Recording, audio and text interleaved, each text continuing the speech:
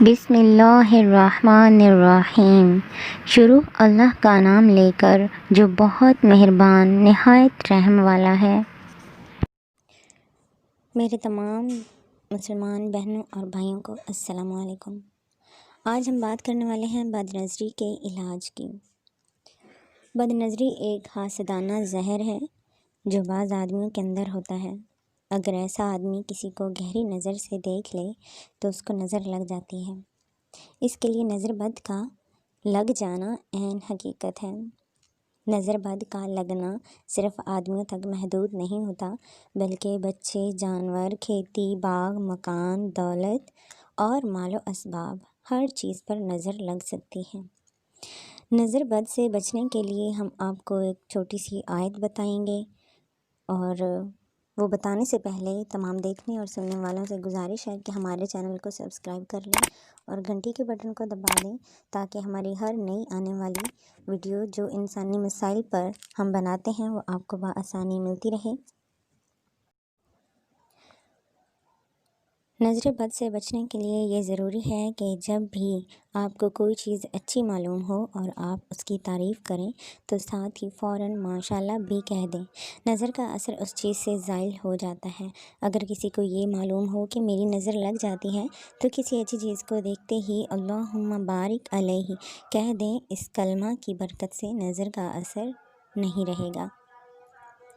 امام ابوالقاسم قشیری سے روایت ہے کہ ایک مرتبہ ایک لڑکا بیمار ہوا اور کسی علاج و دوا سے افاقہ نہیں ہوا، یہاں تک کہ مرنے کے قریب حالت ہو گئی۔ مجھے حضور انور صلی اللہ علیہ وآلہ وسلم کی خواب میں زیارت ہوئی۔ میں نے حضور انور صلی اللہ علیہ وآلہ وسلم سے اس بچے کی بیماری کے متعلق عرض کیا تو حضور انور صلی اللہ علیہ وآلہ وسلم نے فرمایا کہ یہ آیات شفا لکھ کر پانی میں گھول کر پلا دو۔ میں نے اس پر عمل کیا تو وہ شفا یاب ہو گیا۔ امام عبداللہ کہتے ہیں کہ میں سفر میں تھا اور میرا اونٹ بہت تیز اور چالاک تھا۔ میں ایک منزل پر اترا تو ایک شخص نے مجھ سے کہا کہ تمہارا اونٹ بہت خوبصورت ہے، یہاں ایک شخص ہے، اس کی نظر سے بچانا، اگر اس کی نظر لگ گئی تو تمہارا اونٹ گم ہو جائے گا۔ میں نے کہا میرے اونٹ پر اس کی نظر نہیں لگ سکتی۔ اس شخص کو اطلاع ملی تو اس نے میرے اونٹ کو نظر بھر کر دیکھا، اس کے دیکھتے ہی اونٹ گر پڑا اور تڑپنے لگا۔ لوگوں نے مجھ سے کہا کہ فلاں شخص نے تمہارے اونٹ کو نظر لگا دی ہے۔ میں نے اس شخص کو سامنے بٹھا کر بسم اللہ حبسا حابسی کا عمل پڑھا۔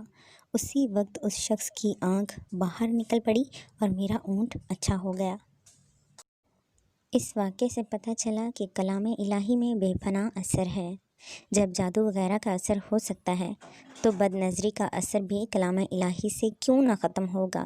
اس لیے اگر خود اپنی نظر لگ جانے کا وہم ہو تو اس آیت کو 3 مرتبہ پڑھ کر دم کر لیں۔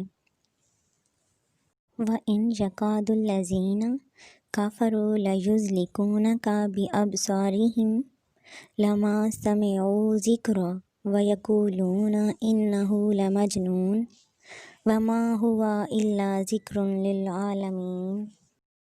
اور اگر کسی دوسرے کی نظر لگ جائے تو اس شخص کو جس کی نظر لگ گئی ہے بلا کر اپنے سامنے بٹھا لیا جائے اور یہ درود پڑھا جائے۔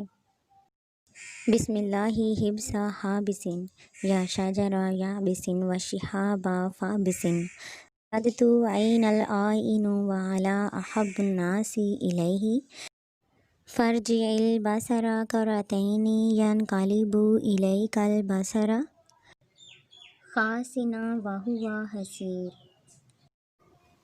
ایک اور جگہ ارشاد ہے اگر نظر لگانے والا سامنے نہ بھی ہو تب بھی یہ ورد مفید ہے۔ جس شخص کو نظر لگ جائے وہ یہ دعا پڑھے، بسم اللہ اللہم اذھب حرھا وبردھا وصبھا۔ اور اگر کسی کے جانوروں کو نظر لگ جائے تو اس دعا کو پڑھ کر 4 بار اس کے داہنے نتنے میں پھونک دے اور اس کے بعد یہ دعا پڑھے، لا باسا اذهب الباسا رب الناس اشفی لنا انت شافی لا یکشف الضر الا انت۔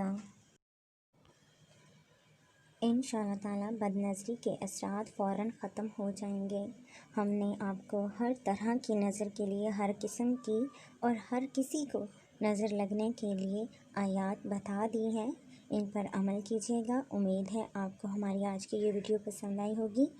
ویڈیو کو لائک اور اپنے تمام دوستوں کے ساتھ شیئر کیجیے گا۔ ملتے ہیں اسی طرح کی کسی اور ویڈیو کے ساتھ۔ اللہ حافظ۔